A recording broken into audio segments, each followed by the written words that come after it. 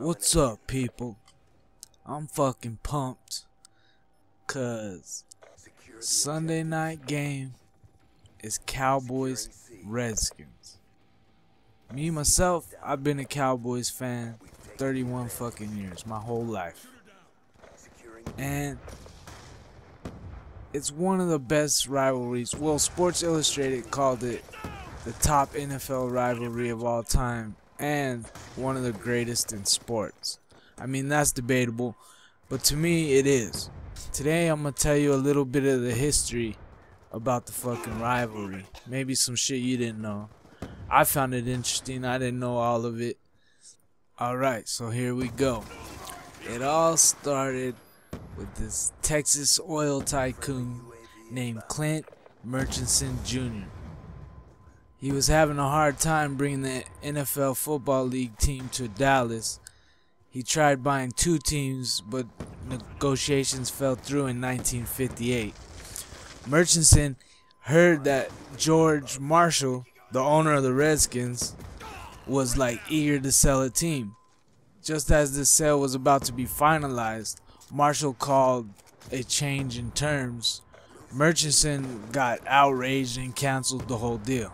Around this time, Marshall, the owner of the Redskins, had a falling out with the Redskins band director, Bernie Breeskin. Breeskin had written the music to the Redskins fight song.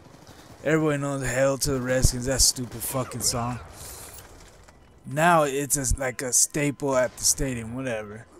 And the Redskins owner, Marshall, his wife, made the lyrics or wrote the lyrics to the song, but Breeskin was like pissed at him because of failed negotiations, so he approached Tom Webb, Murchison's lawyer, the dude that was trying to get the Dallas team, and sold the rights to the "Hell to the Redskins" fight song for $2,500. Murchison then decided to create his own team with the support of the NFL Expansion Committee chairman, George Halas. Halas decided to put the proposition of the Dallas franchise before the NFL owners, which needed to have a unanimous approval in order to pass. The only owner against the proposal was George Preston Marshall, fuckhead that owns the Redskins. However, Marshall found out that Murchison owned the rights to the Washington fight song, so the deal was finally struck. Well, basically, he was the only owner to vote not to let him in the league, because at the time, Redskins had the South on lock, because they had their own Redskins TV network and all that shit. So they didn't want to give up that, the South and all that. There's a lot of money, well. So basically that dude, some might call it blackmail, others might say he just got leverage. But he bought the rights to their fight song and basically told the fucker owner of the Redskins, we're not gonna you can't play that song, I own it. So you could call it blackmail, but I just like to call he got a little leverage. Persuaded him to vote for the team. So that's how the Cowboys were then founded and began in 1960. And also, another thing that added to the rivalry was to build a roster of an expansion team. Dallas was allowed to pick certain players from certain teams per league rules. Murchison selected the Redskins Pro Bowl quarterback at the time, Eddie LeBaron, who would become Cowboys' first starting quarterback. Somehow, Marshall had forgotten to move LeBaron to the team's protected list, as a dumb move on his part. But just a quick note to let you know a little bit about that piece of shit Marshall that used to own the Redskins. He was once quoted saying, "We'll start signing Negroes when the Harlem Globetrotters start signing whites." Now, keep in mind, Redskins were the last franchise to start signing African American players and shit. So it's kind of ironic how everybody, everybody loves RG3 today, but back then they wouldn't even fucking drafted his ass. They wouldn't even give it a second of thought. So keep that in mind, you fucking Redskin bastards. Alright, so that was just a quick little summary, just to let everybody know how the fucking rivalry actually started before Dallas was even declared a team. Dallas was so cocky back then that they started drafting players before they even got the okay to get the team. That's how fucking arrogant they were. But I like it. So that's just a brief little history of how the rivalry started before we were even both teams. But I'm fucking stoked. This game, I think it's the last game of the season. Sunday Night Football. Cowboys, Redskins. Shit, even if you ain't a football fan, I can almost guarantee you're gonna like the game. I mean, it doesn't matter what position any team's in. It never does. It doesn't matter if the Redskins suck and the Cowboys are great, or the Cowboys suck and the Redskins are great. Whenever they play, it's a fucking... at the last drive. The last drive usually wins those fucking games.